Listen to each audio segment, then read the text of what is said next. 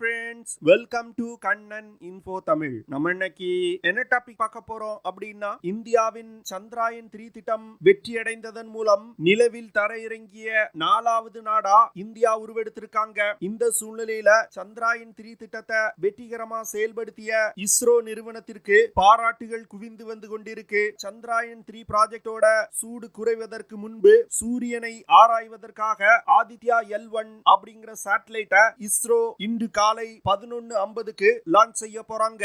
இந்த Aditya L1 mission மூலமா India எந்த விஷயத்தை ஆராய போறாங்க, ஆதித்யா L1 சேட்டலைட்டோட செயல்திறன் மற்றும் சிறப்பு அம்சங்கள் என்ன, இந்த திட்டத்தின் மூலமா இஸ்ரோ எந்த விஷயங்களை அச்சீவ் பண்ண விரும்புறாங்க அப்படிங்கிறது குறித்து நம்ம டீடைலா இந்த வீடியோல பார்க்கலாம். நம்ம சேனல்ல டிஃபென்ஸ் மற்றும் ஜியோ பாலிட்டிக்ஸ் சம்பந்தமா தினம் ஒரு வீடியோ பப்ளிஷ் பண்ணிட்டு இருக்கோம். உங்களுக்கு நம்ம சேனல்ல பப்ளிஷ் பண்ணக்கூடிய வீடியோஸ் பிடிச்சிருந்துச்சுன்னா சேனலை சப்ஸ்கிரைப் பண்ணி சப்போர்ட் பண்ணுங்க. நீங்க பண்ற ஒவ்வொரு சப்ஸ்கிரிப்ஷனும் எனக்கு அடுத்தடுத்த வீடியோஸ் போடுறதுக்கு ஒரு மோட்டிவேஷனா இருக்கும். சந்திராயன் 3 திட்டம் வெற்றி அடைந்த உத்வேகத்துல இருக்கக்கூடிய இஸ்ரோ விஞ்ஞானிகள் தற்போது சந்திராயன் 3 திட்டத்தை விட பெரிய ஸ்பேஸ் புரோகிராம்களை செயல்படுத்த ஆரம்பிச்சிருக்காங்க.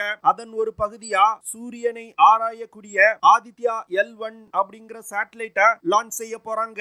இந்த ஆதித்யா L1 சேட்டலைட் இந்தியா சூரியனை ஆராய்வதற்கு அனுப்பக்கூடிய முதல் சேட்டலைட். இந்த ஆதித்யா L1 மிஷனோட லான்ச் வெஹிக்கிளா PSLV C-57 ராக்கெட் பயன்படுத்தப்பட உள்ளது. ஆதித்யா L1 மிஷனுக்கு தேவையான அனைத்து வேலைகளும் முடிக்கப்பட்டு விட்டதா இஸ்ரோ விஞ்ஞானிகள் சொல்றாங்க. நேற்று ஆதித்யா L1 ப்ராஜெக்டை எப்படி லான்ச் செய்யணும் அப்படிங்கிற சோதனை ஓட்டத்தையும் இஸ்ரோ விஞ்ஞானிகள் நடத்தி முடிச்சிருக்காங்க. இதனை தொடர்ந்து ஆதித்யா L1 சேட்டலைட்டை லான்ச் செய்வதற்கான கவுண்டவுனை இஸ்ரோ ஸ்டார்ட் செஞ்சிருக்காங்க. சரியாக இன்று காலை 11:50க்கு ஆதித்யா L1 சேட்டலைட்டை இஸ்ரோ லான்ச் செய்ய போறாங்க. இந்த ஆதித்யா L1 திட்டத்திற்கான பரிந்துரைய கமிட்டி ஃபார் ஸ்பேஸ் ரிசர்ச் அப்படிங்கிற அமைப்பு 2008வது வருடமே பரிந்துரை செஞ்சாங்க. ஆதித்யா அப்படிங்கிறது சமஸ்கிருதத்துல சூரியன் அப்படின்னு அர்த்தம். இந்தியா லான்ச் செய்யும் ஆதித்யா L1 சேட்டலைட் சரியா 109 நாட்கள் பயணம் செய்யும். பூமியிலிருந்து கிட்டத்தட்ட 15 லட்சம் கிலோமீட்டர் டிராவல் செஞ்ச பிறகு ஹேலோ ஆர்பிட் அப்படிங்கிற இடத்துல இந்த சேட்டலைட் நிலைநிறுத்தப்பட உள்ளது. இந்த ஹேலோ ஆர்பிட்ல L1 அப்படிங்கிற ஒரு பாயிண்ட் இருக்கு. L1 பாயிண்ட் அப்படிங்கிறது பூமியோட ஈர்ப்பு விசையும் சூரியனோட ஈர்ப்பு விசையும் சமநிலையில இருக்கக்கூடிய ஒரு புள்ளி. அந்த L1 புள்ளியில இந்த ஆதித்யா L1 சேட்டலைட்டை இந்தியா நிலைநிறுத்த போறாங்க. கிட்டத்தட்ட 5 வருடங்கள் இந்த ஹேலோ ஆர்பிட்ல நிலைநிறுத்தப்பட்டிருக்க ஆதித்யா L1 சேட்டலைட் சூரியனை ஆராய்ச்சி செய்யும். எப்பொழுதுமே இஸ்ரோ ஒரு ஸ்பேஸ் மிஷனை கேரி அவுட் செய்யறாங்கன்னா அது ரொம்ப காஸ்ட் எஃபெக்டிவா இருக்கும் அப்படின்னு சொல்லுவாங்க. அதை நிரூபிக்கும் விதமா இந்த ஆதித்யா L1 திட்டம் இருக்கு. அதாவது இதே வருடம் நாசா சூரியனை ஆராய்வதற்கு பார்க்கர் சோலார் ப்ரோப் அப்படிங்கிற ஒரு மிஷனை கேரி அவுட் செய்ய போறாங்க. அமெரிக்காவின் பார்க்கர் சோலார் ப்ரோப் மிஷனோட மதிப்பு 1.5 பில்லியன் அமெரிக்க டாலர். அதுவே ஆதித்யா L1 திட்டத்தோட செலவு வெறும் 50 மில்லியன் அமெரிக்க டாலர் தான். இந்திய மதிப்புல பார்த்தோம்னா 400 கோடி ரூபாய். ஆனா இந்தியாவின் ஆதித்யா L1 மிஷனுக்கும் அமெரிக்காவின் பார்க்கர் சோலார் ப்ரோப் மிஷனுக்கும் பெரிதாக எந்த ஒரு வித்தியாசமும் இல்ல. ஆனா ஒரே ஒரு வித்தியாசம் என்னன்னா, அமெரிக்காவின் பார்க்கர் சோலார் ப்ரோப் டிராவல் செய்யக்கூடிய தூரம் இந்தியாவின் ஆதித்யா L1 டிராவல் செய்யக்கூடிய தூரத்தை விட அதிகம். மற்றபடி 2 சோலார் மிஷன்களுமே கிட்டத்தட்ட ஒரே விஷயங்களை தான் ஸ்டடி பண்ண போறாங்க. இதுல இருந்து இஸ்ரோ மேலும் ஒரு முறை நாசாவை விட எங்களால மிகவும் காஸ்ட் எஃபெக்டான ஸ்பேஸ் மிஷன்களை கேரி அவுட் செய்ய முடியும் அப்படின்னு ப்ரூவ் பண்ணிருக்காங்க. ஆதித்யா L1 சேட்டலைட்டை ISRO inter university centre for astronomy and astrophysics, Indian institute of astrophysics அப்படிங்கிற 3 அமைப்புகளும் இணைந்து உருவாக்கி இருக்காங்க. இந்த சேட்டலைட் 1475 கிலோகிராம் எடை கொண்டது. ஆதித்யா L1 சேட்டலைட்டை பூமியோட ஈர்ப்பு விசையும் சூரியனோட ஈர்ப்பு விசையும் சமநிலையில இருக்கக்கூடிய L1 பாயிண்ட்ல நிலைநிறுத்துவதற்கு முக்கியமான காரணம் என்னன்னா, இந்த பாயிண்ட்ல சேட்டலைட்டை நிலைநிறுத்தணும்னா அந்த சேட்டலைட்டை இயக்குவதற்கு மிகவும் குறைவான எரிபொருள் தான் தேவைப்படும். குறைவான எரிபொருள் மூலமா சேட்டலைட்டை இயக்க முடிஞ்சதுன்னா அதிக நாட்கள் இந்த சேட்டலைட்டை இயக்க முடியும். இதன் காரணமா தான் ISRO இந்த L1 பாயிண்ட தேர்வு செய்து ஆதித்யா L1 சேட்டலைட்டை அங்க நிலைநிறுத்துறாங்க.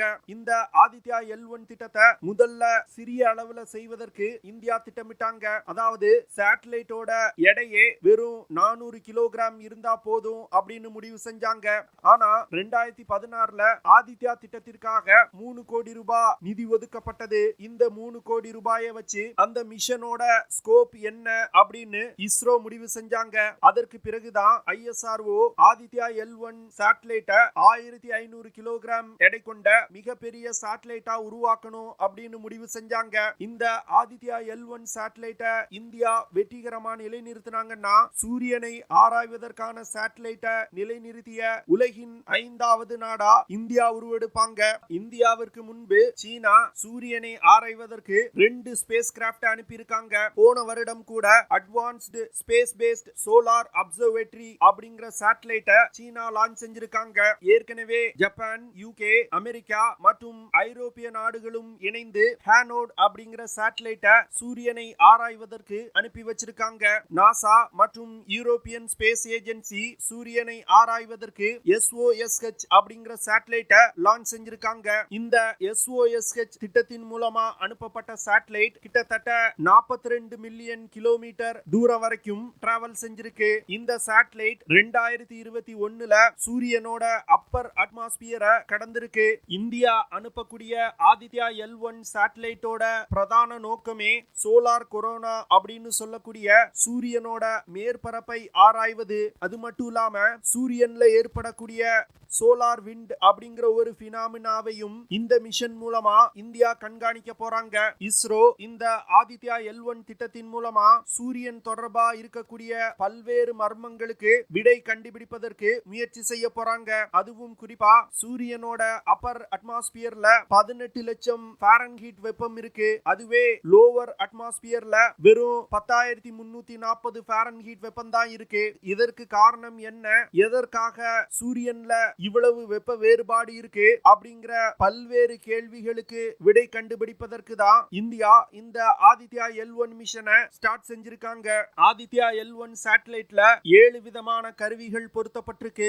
இந்த கருவிகளை பயன்படுத்தி தான் சூரியனை மானிட்டர் செய்ய போறாங்க. குறிப்பா சொல்லணும் அப்படின்னா ஆதித்யா L1 சேட்டலைட்ல சூரியனோட மேற்பரப்பை ஆராய்வதற்கு விசிபிள் எமிஷன் லைன் கொரோனோகிராப் அப்படிங்கிற கருவி பொருத்தப்பட்டிருக்கு. அடுத்து சூரியனோட போட்டோஸ்பியர் மற்றும் குரோமோஸ்பியரை ஆராய்வதற்கு solar ultra violet imaging telescope பொருத்தப்பட்டிருக்கு. அடுத்து solar low energy X-ray spectrometer அப்படிங்கிற கருவி பொருத்தப்பட்டிருக்கு. அடுத்து high energy L1 orbiting X-ray spectrometer அப்படிங்கிற கருவி பொருத்தப்பட்டிருக்கு. இந்த 2 கருவிகளுமே சூரியன்ல இருந்து வெளிவரக்கூடிய கதிர்வீச்சை ஆராய்வதற்கு பொருத்தப்பட்டிருக்கு. 5வதா Aditya solar wind particle examiner அப்படிங்கிற ஒரு கருவி பொருத்தப்பட்டிருக்கு. இந்த கருவி மூலமா சூரியன்ல ஏற்படக்கூடிய சோலார் விண்ட் அப்படின்னு சொல்லக்கூடிய மின்காந்த புயலை ஆராய போறாங்க. அடுத்து plasma analyser package for Aditya அப்படிங்கிற ஒரு கருவி பொருத்தப்பட்டிருக்கு. இந்த கருவி மூலமாகவும் சூரியன்ல ஏற்படக்கூடிய மின்காந்த புயலை ஆராய போறாங்க. இறுதியா advance triaxial high resolution digital magnetometer அப்படிங்கிற ஒரு கருவி பொருத்தப்பட்டிருக்கு. இந்த கருவியை பயன்படுத்தி சூரியனோட மேக்னெட்டிக் ஃபீல்ட ஸ்டடி பண்ண போறாங்க. இந்த 7 கருவிகளும் முழுக்க முழுக்க உள்நாட்டிலே தயாரிக்கப்பட்டிருக்கு. இந்த கருவிகளை உருவாக்குவதற்கு Indian institute of astrophysics, physical research laboratory for electro optic systems, URA satellite centre போன்ற பல்வேறு நிறுவனங்கள் உருவாக்கி இருக்காங்க.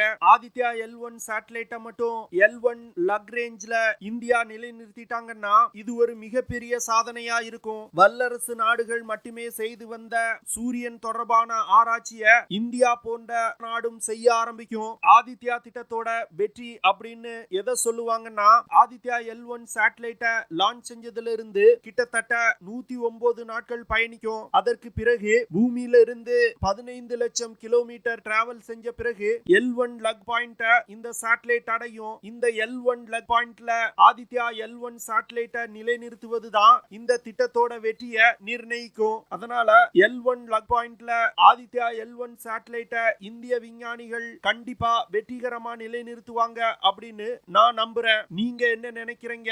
இந்திய விஞ்ஞானிகள் இந்த ஆதித்யா L1 மிஷனை வெற்றிகரமா செஞ்சு முடிப்பாங்களா, இல்ல சந்திராயன் 2 போன்று ஒரு தோல்விக்கு பிறகு 2வது 4வது முயற்சியில தான் இஸ்ரோ செய்து முடிப்பாங்களா அப்படிங்கறத கமெண்ட் பண்ணுங்க.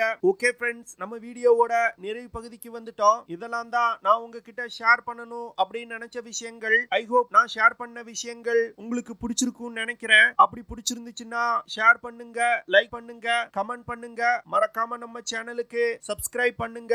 அப்படியே அந்த பெல் நோட்டிபிகேஷனை கிளிக் பண்ணி ஆல்ங்கிற ஆப்ஷனை எனேபிள் பண்ணிக்கங்க. See you in the next video. Jai Hind.